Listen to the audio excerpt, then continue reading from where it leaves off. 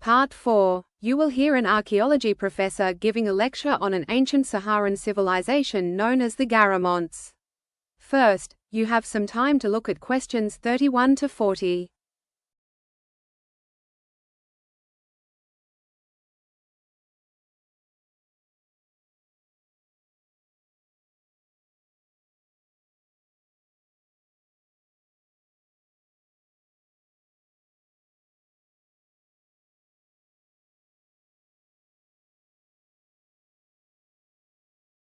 Now listen carefully and answer questions 31 to 40.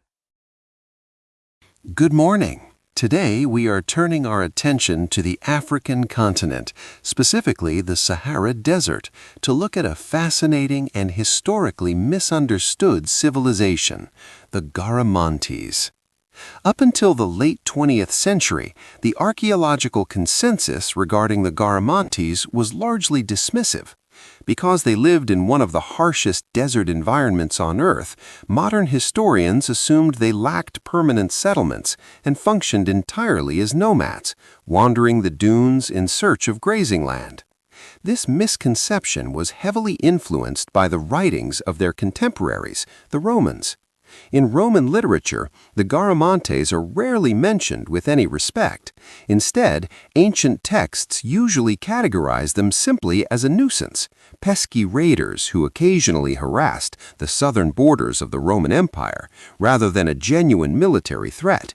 However, modern excavations have completely overturned this narrative.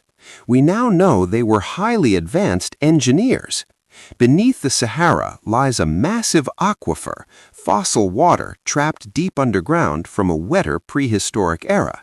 To access this, the Garamontes didn't just dig traditional wells, they engineered an astonishingly complex system of underground tunnels.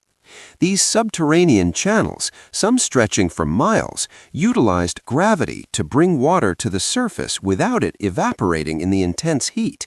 This ingenious irrigation fueled a thriving agricultural society.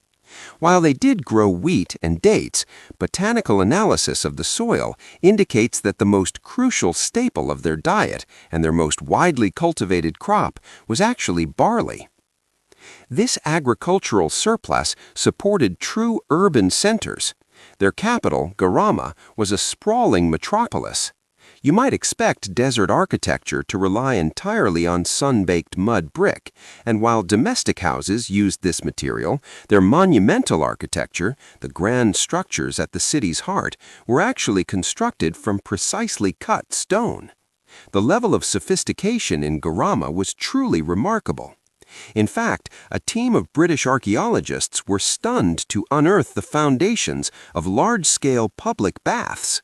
The presence of such a water-intensive luxury in the middle of the Sahara demonstrates an incredible mastery over their environment. Turning to their economy, the Garamontes were the masters of trans-Saharan trade.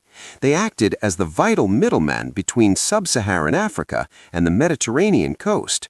They traded heavily in local resources, exporting carnelian, a type of semi-precious gem, as well as immense quantities of salt, which was highly prized by the Romans for preserving food. To manage this vast trade network, transport was key. We have found rock art depicting them riding in horse-drawn chariots, which they likely used for local travel and warfare. However, for the grueling long-distance trade caravans, they depended almost exclusively on camels, as these animals could survive weeks without water. So, what led to the downfall of such a resilient society?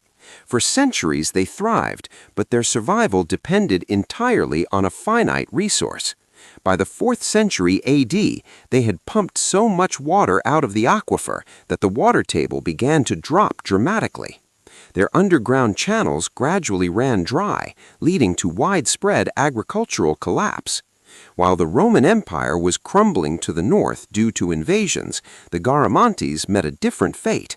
It wasn't war or disease that wiped them out, but rather a shifting climate that made their highly engineered way of life impossible to sustain.